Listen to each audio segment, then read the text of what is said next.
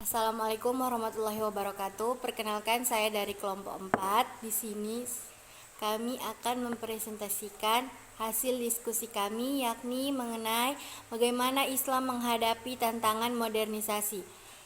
Sebelumnya saya akan mengenalkan anggota kelompok saya, yakni yang pertama saya sendiri, Nadila Safira Mordas, yang kedua Friska Ayu Tri Fajriati, yang ketiga Amelia Saada, yang keempat Aulia Febriantini, dan yang terakhir yang kelima Sania Wais. Adapun materi yang ingin kami bahas yakni 1. Islam dalam menghadapi tantangan modernisasi. Yang kedua, memahami konsep Islam tentang iptek, ekonomi, politik, sosial budaya, dan pendidikan. Yang ketiga, diperlukan perspektif Islam dalam implementasi iptek, ekonomi, politik, sosial budaya, pendidikan. Yang keempat, menggali sumber histori, sosiologis, filosofis tentang konsep Islam mengenai iptek, politik, sosial budaya, dan pendidikan. Yang kelima, membangun argumentasi tentang kompatibel Islam dan tantangan modernisasi. Dan yang terakhir, esensi dan urgensi kontekstualisasi dalam menghadapi tantangan modernisasi. Islam dalam menghadapi tantangan modernisasi. Masyarakat harus tahu memilih mana yang dianggap manfaat dan mana yang dianggap mudarat. Contohnya, dilihat dari budaya barat yang kita lihat sekarang. Oleh karena itu, umat Islam harus cerdas dalam mengambil sikap di tengah modernisasi yang tidak bisa dilawan. Masyarakat Islam harus menjadi modern, tetapi tetap berada dalam koridor ajaran Islam yang selalu mengagungkan terhadap penetapan norma-norma yang selalu berguna bagi umat manusia. Memahami konsep Islam tentang iptek, ekonomi, politik, sosial budaya, dan pendidikan. Jika suatu bangsa itu menguasai iptek, maka bangsa tersebut dikategorikan sebagai bangsa yang maju. Sebaliknya, jika bangsa tersebut tertinggal dalam penguasaan iptek, maka bangsa tersebut dipandang sebagai bangsa yang belum maju atau bangsa berkembang. Yang pertama, dalam bidang seni. Seni merupakan ekspresi kesucian hati. Seni itu indah, keindahan itu adalah sifat Tuhan. Dalam dunia modern, seni dapat menjadi pisau bermata dua. Bila di satu sisi dapat menjadi pencerah jiwa manusia dalam kehidupan, dan di sisi satu lagi dapat mengancam nilai-nilai hakiki kemanusiaan. Yang kedua, bidang ekonomi. Menurut Saifuddin ada 6 pokok perekonomian, yaitu yang pertama, barang dan jasa yang diproduksi. Yang kedua, sistem produksi yang akan digunakan untuk menghasilkan barang dan jasa tersebut. Yang ketiga, sistem distribusi yang berlaku di antara para pelaku ekonomi. Yang keempat, efisiensi dalam menggunakan faktor-faktor produksi. Yang kelima, antisipasi terhadap fluktuasi pasar mulai dari inflasi, resesi, depresi, dan lain-lain. Yang keenam, ikhtiar manajemen produksi dan distribusi agar efisien.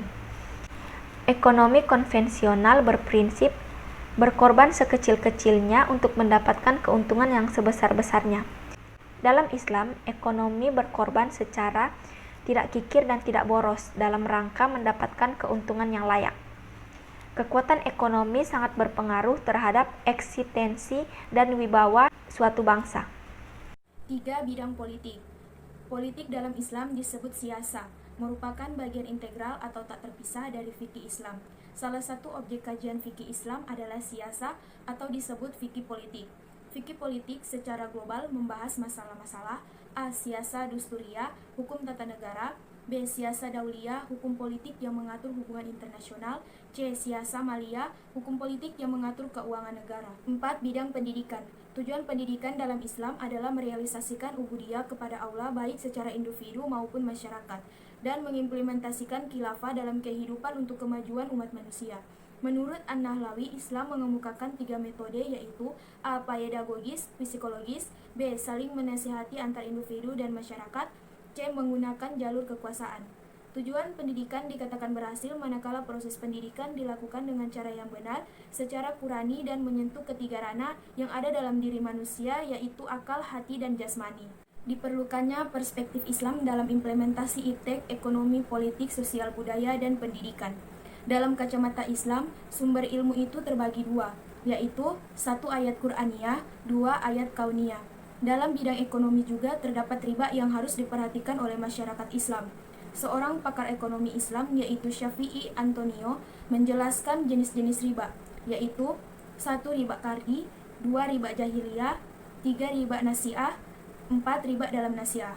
Dalam masalah politik, NKRI menjamin penduduknya untuk memeluk suatu agama dan melaksanakan ajaran agamanya dalam kehidupan sehari-hari.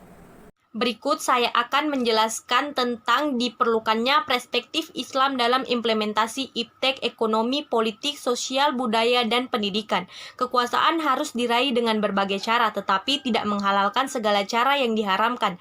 Kehidupan demokrasi akan terasa menjadi berkah dan mendatangkan kemaslahatan bagi segenap rakyat jika dibingkai dengan nilai-nilai keilahian. Demokrasi akan menjadi bencana manakala para pelakunya menjauhkan diri dari nilai-nilai ilahi. Nilai-nilai ilahi yang terkandung dalam fikih siyasah antara lain yang pertama al-amanah, yang kedua al-adalah, yang ketiga al-huriyah, yang keempat al-musawah, dan yang kelima yaitu tabadul al-istimah. Berikut yaitu menggali sumber histori, sosiologis, dan filosofis tentang konsep Islam mengenai iptek, politik, sosial, budaya, dan pendidikan. Secara historis, dunia Islam unggul dalam iptek, yaitu pada masa kemasan Islam. Dunia Islam menjadi sangat kuat secara politik dan ekonomi yang didasari penguasaan terhadap iptek secara sempurna di mana terjadi pada masa kekuasaan dinasti Umayyah yang berpusat di Damaskus, Syria, serta zaman kekuasaan dinasti Abbasiyah yang berpusat di Irak. Secara teologis, Allah telah menetapkan bahwa yang akan mendapatkan kemajuan pada masa depan adalah bangsa yang menguasai ilmu pengetahuan yang dilandasi dengan iman, di mana umat muslim makmur secara materi dan rohani, juga makmur dalam keadilan dan adil dalam kemakmuran. Dalam realitas sekarang, yang menguasai dunia secara ekonomi, politik, dan budaya adalah bukan bangsa muslim, sehingga kemajuan yang dicapai hanyalah kemajuan materi. Membangun argumen tentang kompatibel Islam dan tantangan modernisasi. Modern adalah perubahan sikap dan pandangan dari tradisional ke rasional. Terdapat beberapa karakteristik dalam ajaran Islam, yaitu yang pertama rasional, yang kedua sesuai dengan fitrah manusia, yang ketiga tidak mengandung kesulitan, yang keempat tidak mengandung banyak taklif, dan yang kelima yaitu bertahap. Assalamualaikum warahmatullahi wabarakatuh. Saya akan melanjutkan tentang esensi dan urgensi kontekstualisasi pemahaman Islam dalam menghadapi tantangan modernisasi. Modernisasi telah mengubah pola pikir, pola pergaulan, pola kehidupan secara masif. Dalam proses modernisasi ini, seringkali kaum buruh menjadi lemah ketika berhadapan dengan kaum pemodal. Industrialisasi membuka lapangan kerja bagi masyarakat yang memiliki kualifikasi pendidikan yang memadai, tetapi juga menyingkirkan sebagian masyarakat yang minus pendidikan. Perilaku keagamaan masyarakat yang semula menganggap bahwa silaturahmi penting dan harus bertatap muka, bersua bertemu, dan berhadapan secara fisik, berubah menjadi silaturahmi yang cukup hanya melalui mendengar suara lewat telepon, SMS, Facebook, atau Twitter. Islam dipahami secara rasional, tidak sekedar dogma. Menurut Konto Wijoyo, ada 5 program reinterpretasi untuk memerankan kembali misi rasional dan empiris Islam yang bisa dilaksanakan saat ini dalam rangka menghadapi modernisasi, yaitu yang pertama, perlunya dikembangkan penafsiran sosial struktural. Yang kedua, mengubah cara berpikir subjektif ke cara berpikir objektif. Yang ketiga, mengubah Islam yang normatif menjadi teoritis. Yang keempat, mengubah pemahaman hasitoris menjadi historis. Yang kelima, merumuskan formulasi-formulasi wahyu yang bersifat umum menjadi formulasi-formulasi yang bersifat spesifik dan empiris. Terima kasih. Sekian dari presentasi kami. Apabila ada kekurangan, mohon dimaafkan. Wabillahi taufik wal hidayah. Wassalamualaikum warahmatullahi wabarakatuh.